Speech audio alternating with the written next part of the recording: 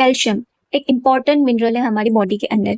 वो बोन के अंदर होता है, बोन के अंदर उस बोन को स्ट्रांग बनाता है, but it also play role in muscle contraction, blood clotting, nerve impulse transmission and many more things. So calcium is an essential element mineral only till it stays where it belongs. Once it starts depositing in the tissue, pathological calcification begins. तो pathological calcification क्या होता है?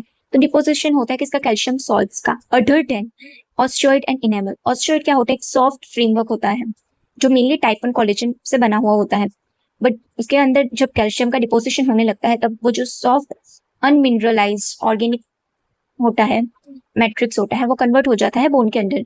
Enamel, enamel मतलब हमारे ये जो tooth है उसके आउटर मोस्ट जो व्हाइट पोर्शन होता है स्ट्रॉन्गेस्ट, दैट इज इनेमल. तो इन दोनों के अलावा कहीं पे भी अगर कैल्शियम का डिपोजिशन होता है then it is called pathological calcification. It is also called heterotrophic.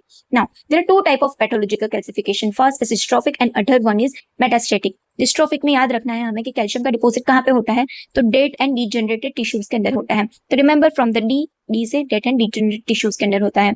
और उसके अंदर जो हमारा नॉर्मल कैल्शियम की मेटाबॉलिज्म है उसमें कोई भी चेंजेस नहीं आता. जो नॉर्मल मेटाबॉलिज्म है कैल्शियम की वो नॉर्मल रहती है, जिसकी वजह से नॉर्मल जो सीरम कैल्शियम लेवल है वो भी नॉर्मल रहता है. मेटास्टेटिक की बात करते हैं तो मेटास्टेटिक में क्या हो जाता है कि डिपोजिशन होता है कैल्शियम का कहाँ पे? तो नॉर्मल टिश्यूज के अंदर उसका डिपोजिशन होने लगता है.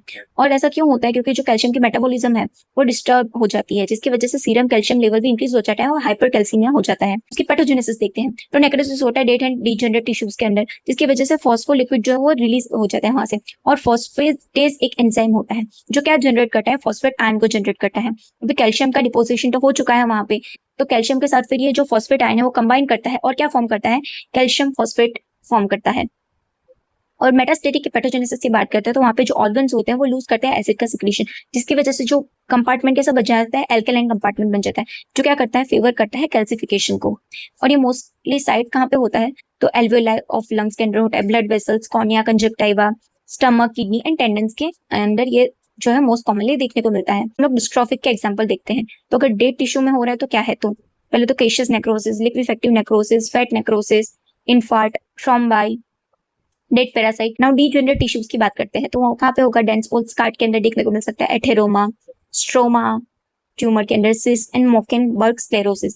यहाँ पे क्या होता है? जो कैल्शियम है उसका डिपोजिशन होने लगता है ट्यूनिका मीडिया के अंदर. जो आर्टरी की वॉल लेयर्स होती है उसके अंदर ट्यूनिका मीडिया के अंदर होने लगता है. Remember this is different from atherosclerosis. Atherosclerosis के अंदर जो डिपोजिशन होता है, प्लेक फॉर्मेशन होता है, वो कहाँ पे होता है? That is in tunica intima. और मोकेनबर्ग स्क्लेरोसिस के अंदर होता है ट्यूनिका मीडिया के अंदर. की बात करते हैं तो एक्सेसिव क्या होता है? Mobility of the calcium from blood. Blood से जो है वो कैल्शियम निकल कर आ जाता है. होता है हाइपरपैराथायरॉइडिज्म. जो पीटीएच हार्मोन है वो क्या करता है? बोन के अंदर जाके ऑस्टियोक्लास्ट जो है उसको एक्टिवेट करता है, जिसकी वजह से कैल्शियम का रिलीज होता है.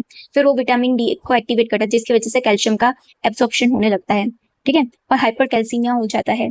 फिर बोनी डिस्ट्रक्टिव लीजन, अगर बोन में अगर कोई डिस्ट्रक्शन हो रहा है तो वहां से कैल्शियम जो है वो रिलीज हो जाएगा.